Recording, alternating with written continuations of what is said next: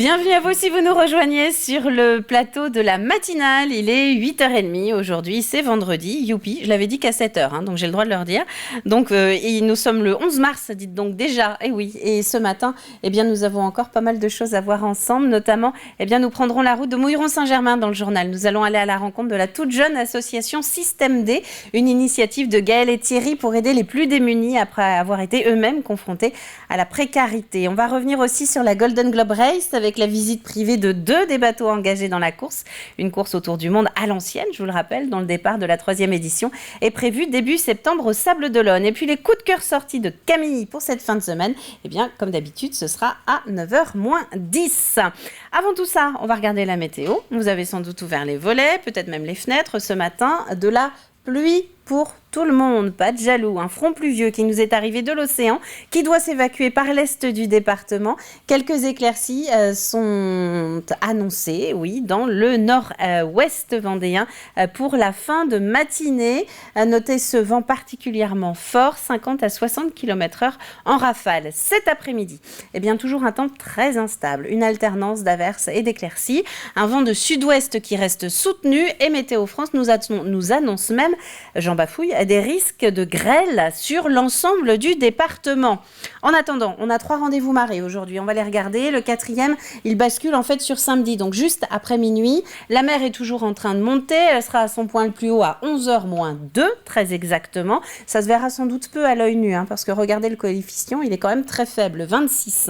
Passons à la carte des marchés de cette fin de semaine. Aujourd'hui, vendredi, on peut aller à Saint-Hilaire-des-Loges, à Mouilleron-Saint-Germain, où on sera donc dans quelques instants dans le journal, ou encore à Saint-Georges-de-Montaigu pour aller faire les courses et partir à la rencontre des producteurs locaux.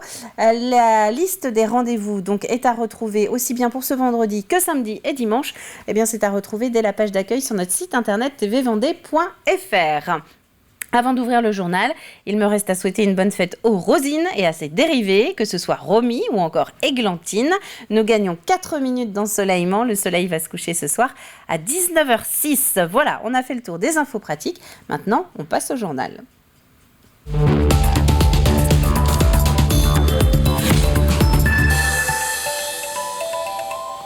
Et je vous propose de commencer par cette initiative très représentative de la solidarité et des idées qui maillent la Vendée. Gaël et Thierry sont arrivés dans le département il y a un peu plus de 2 ans maintenant et ils ont eu besoin de ce fameux coup de pouce à un moment compliqué de leur parcours. Aujourd'hui, ils vont mieux et ils ont décidé d'aider à leur tour tous ceux qui sont dans la précarité. Cyril Guillet. Une petite radio. Et puis un chauffage. Ce matin-là, les membres du groupe Apporter ses habits inutiles, c'est utile, basé au Luc-sur-Boulogne, livrent vêtements et matériel à l'association Système D. À la tête de cette dernière, il y a entre autres Gaël Deleuze et son mari Thierry, qui en s'installant en Vendée il y a 2 ans et demi, avaient déjà fait appel à ce groupe. Moi, je suis arrivée ici en Vendée, j'étais enceinte, donc voilà, on a eu des petits problèmes financiers aussi, donc c'est vrai que ça nous a beaucoup aidé. C'est comme ça qu'on s'est rencontrés et c'est une très belle rencontre, j'en suis très contente d'ailleurs. Je vais pleurer tellement c'est...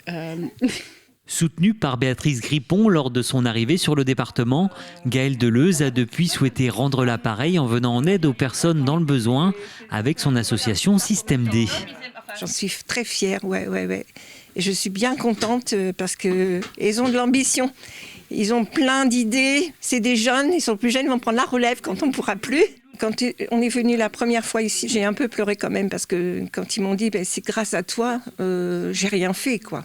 C'est tout neuf, ça, une personne qui nous a donné parce qu'elle le portait plus du tout.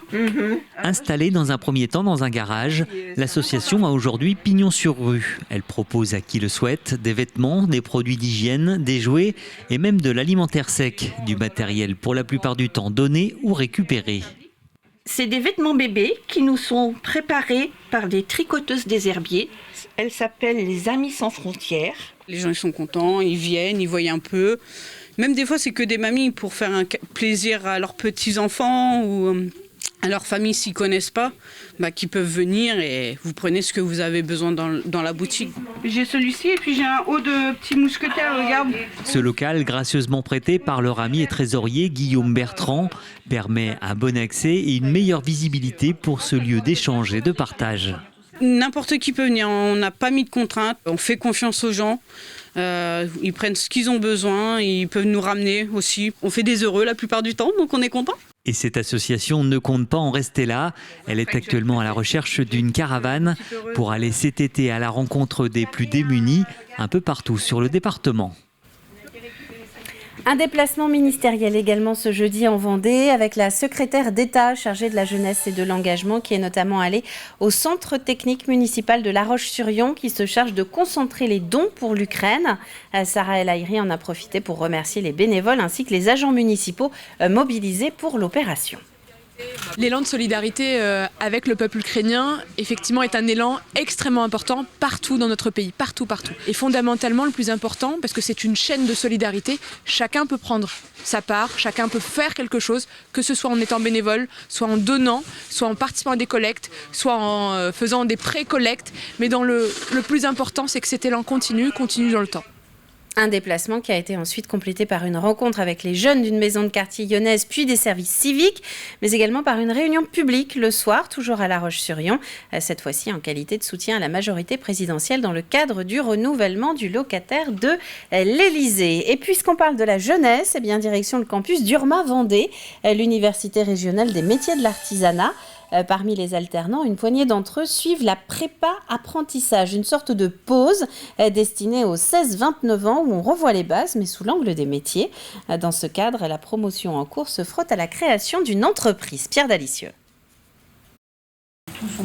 Un atelier pour fabriquer des bougies. Ces jeunes confectionnent de A à Z ces bougies haut de gamme. Je suis en train de verser le produit dans les bougies pour après attendre que ça sèche pour faire des bougies. Un projet pédagogique que ces jeunes préparent depuis plusieurs mois. L'idée est recréer les conditions réelles d'une entreprise où chacun a une tâche bien précise. Le but, apprivoiser le monde de l'entrepreneuriat. Le but derrière, c'est tout simplement de voir comment fonctionne une entreprise, puisque ces jeunes sont dans le but de trouver leur voie professionnelle et d'intégrer le monde du travail par la suite. Donc aussi bien démarcher l'entreprise, de pouvoir créer son CV, sa lettre de motivation pour intégrer le monde du travail, et tout simplement voir comment fonctionne une entreprise derrière.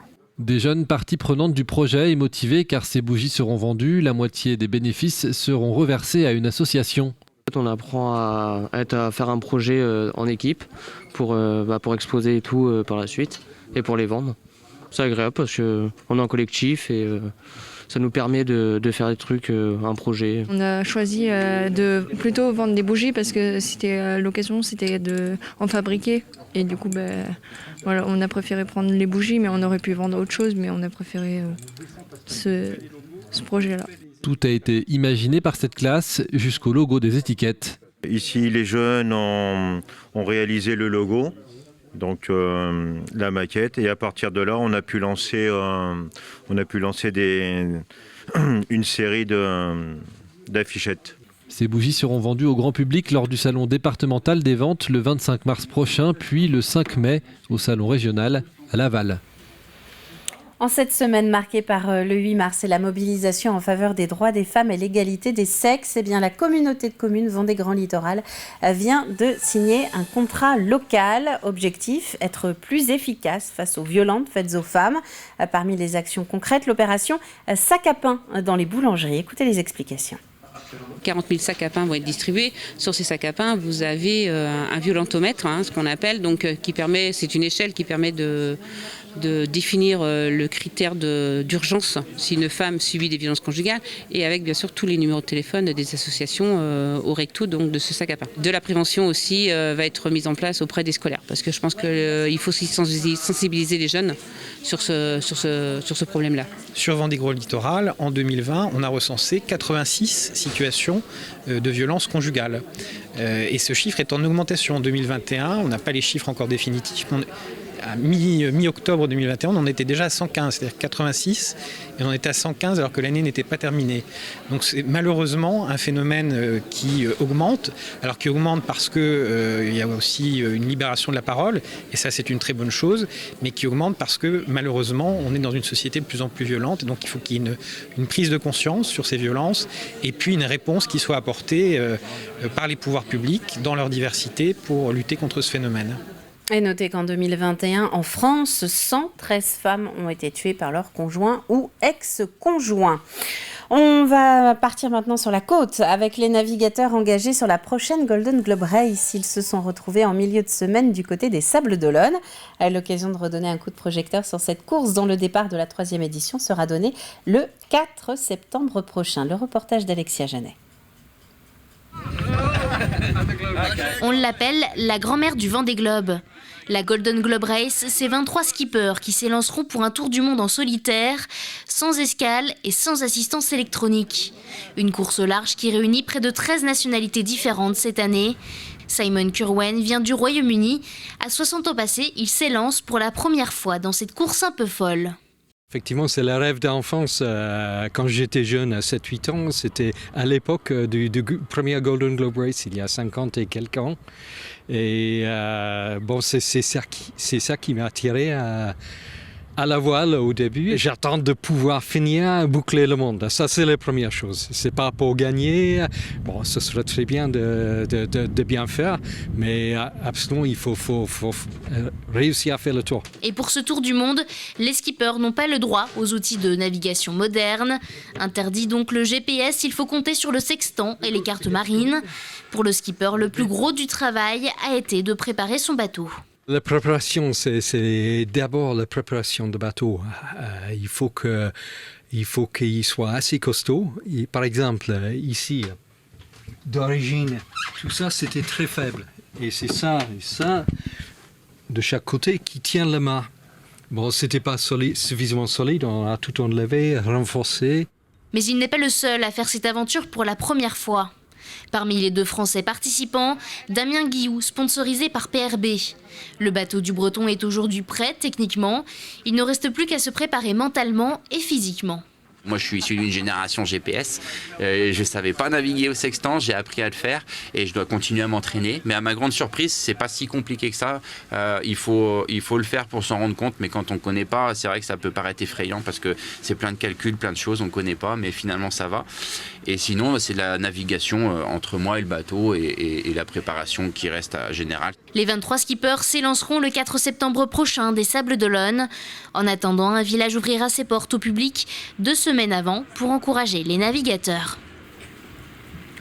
Et l'ouverture de ce village départ est prévue le dimanche 21 août prochain.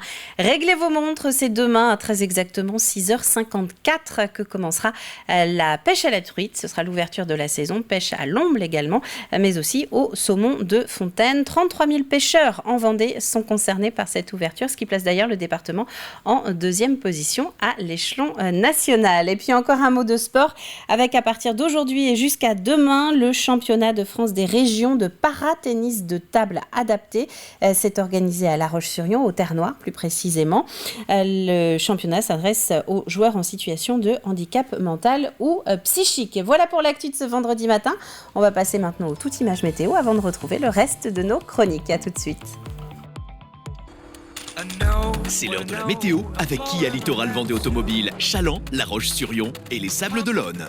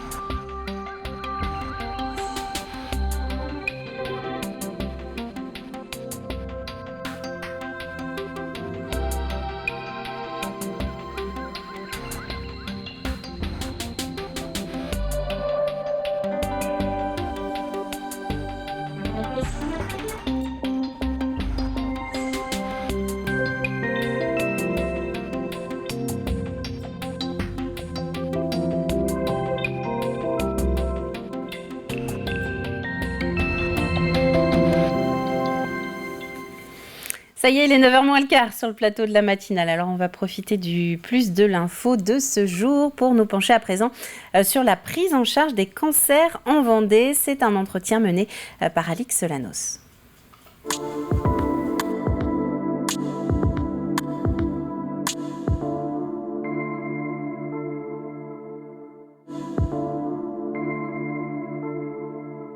On sait qu'il y a de l'ordre de 4760 cancers par an en Vendée si on tient compte des derniers recensements de 2018. On sait que les 4 principaux cancers sont le cancer du sein, le cancer de la prostate, le cancer du côlon et le cancer du poumon, avec une fréquence qui varie selon bien sûr les hommes et les femmes, mais ça représente plus de l'ordre de 2500 cancers environ par an sur le département de la Vendée.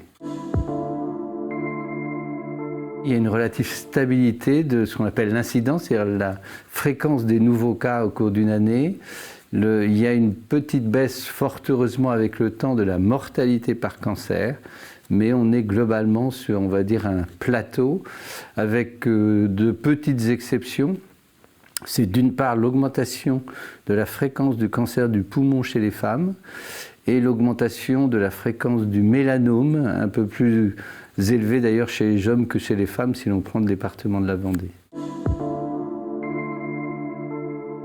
Dans le domaine de la chirurgie, il y a des méthodes qui se sont allégées en termes par exemple de gestes cœlioscopiques. Il y a des techniques aussi pour réaliser tout d'abord les diagnostics avec ce qu'on appelle la radiologie interventionnelle, la possibilité de réaliser des prélèvements sous échographie ou sous scanner par exemple. Et dans le domaine thérapeutique, bien sûr, il y a d'énormes progrès qui sont liés à l'avènement de nombreuses nouvelles molécules pour traiter le cancer, avec ce qu'on appelle le chapitre des immunothérapies et le développement de ce qu'on appelle des thérapies ciblées, des médicaments qui interviennent dans une chaîne particulière et qui vont avoir un effet anticancéreux majeur. Et on peut espérer aussi le développement de nombreuses autres thérapies ciblées qui viennent des connaissances fondamentales que nous pourrons avoir sur le développement des cellules cancéreuses.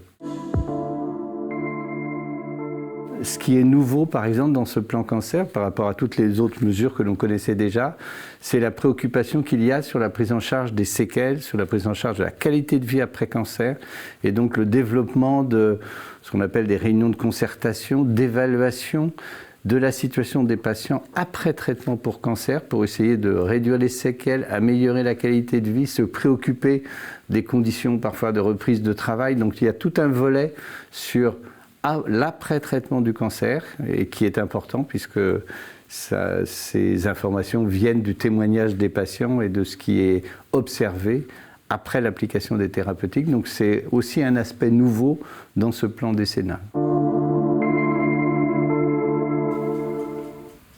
Et c'est une chronique à retrouver à la demande sur notre site internet et sur YouTube. J'en profite pour glisser cette petite info supplémentaire concernant l'agenda. Notez que les 30 et 31 mars prochains, la Ligue contre le cancer Vendée nous invitera à partir à la conquête du côlon géant. C'est le nom de l'opération. Une opération à La Roche-sur-Yon à l'occasion de Mars Bleu, le mois du dépistage du cancer colorectal. Nous aurons évidemment l'occasion d'en reparler. En attendant, eh bien, on va faire place aux sorties de cette fin de semaine.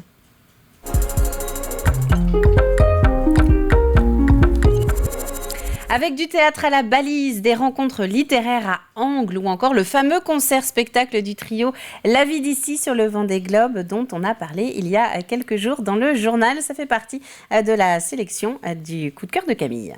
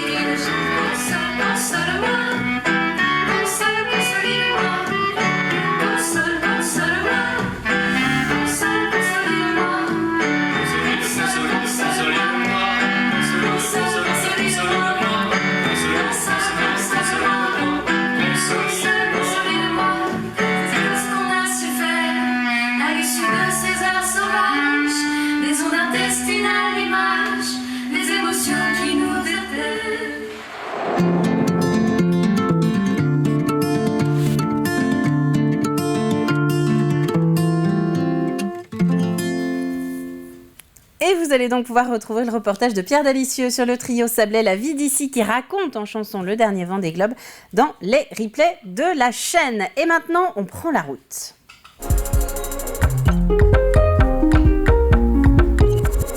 Oui, on prend la route puisque l'extrait du jour, c'est Sans détour. Hervé Leroc vous propose de découvrir ou redécouvrir Sophie Georget-Menrot, c'est l'actuelle présidente du MEDEF Vendée.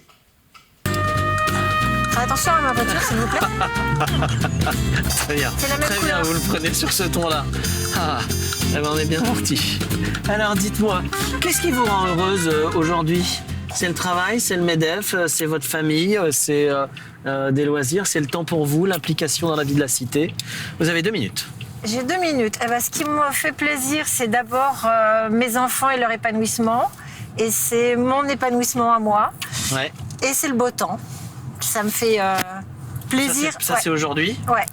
Mais non, j'ai 6 enfants, donc inévitablement, ça fait partie des éléments importants de ma vie. Je voulais pas leur parler dès le début, mais vous me mettez dessus directement. Oui, mais c'est ma vie, c'est mes enfants, c'est ma famille, mon entreprise. Ouais. Et donc, oui, c'est le fait d'avoir des enfants qui sont bien dans leur peau, qui s'épanouissent, qui sont autonomes. Ça, c'est vraiment... ça y est ? C'est vraiment quelque chose dont je suis très, très fière. Ah bah, les 4 premiers, oui, et ils font... 15 à 25 ans, c'est ça ? Oui, donc les grands, ils ont de 21 à 25. Ouais. Et ouais, ils sont épanouis, ils vivent leur vie, ils font ce qu'ils aiment, ils se donnent les moyens de le faire.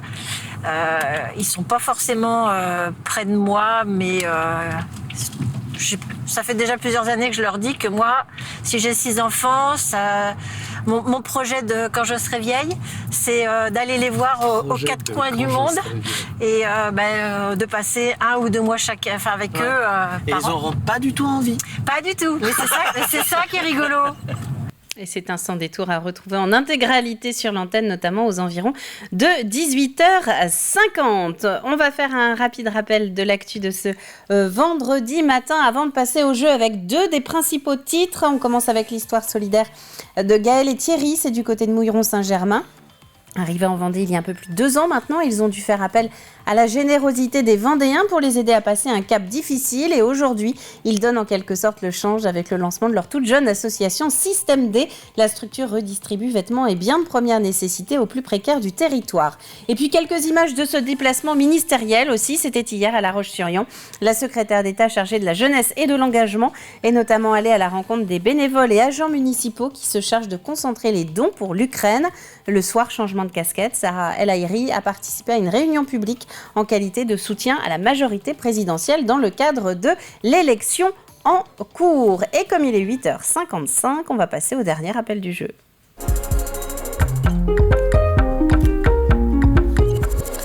La question cette semaine, elle était très simple. À votre avis, que fabrique Papy Charles dans son atelier ? Alors je monte l'écran, mais en fait non, il n'y a même pas l'image. Vous allez voir les images que nous envoie Antoine. Que fabrique Papy Charles dans son atelier ?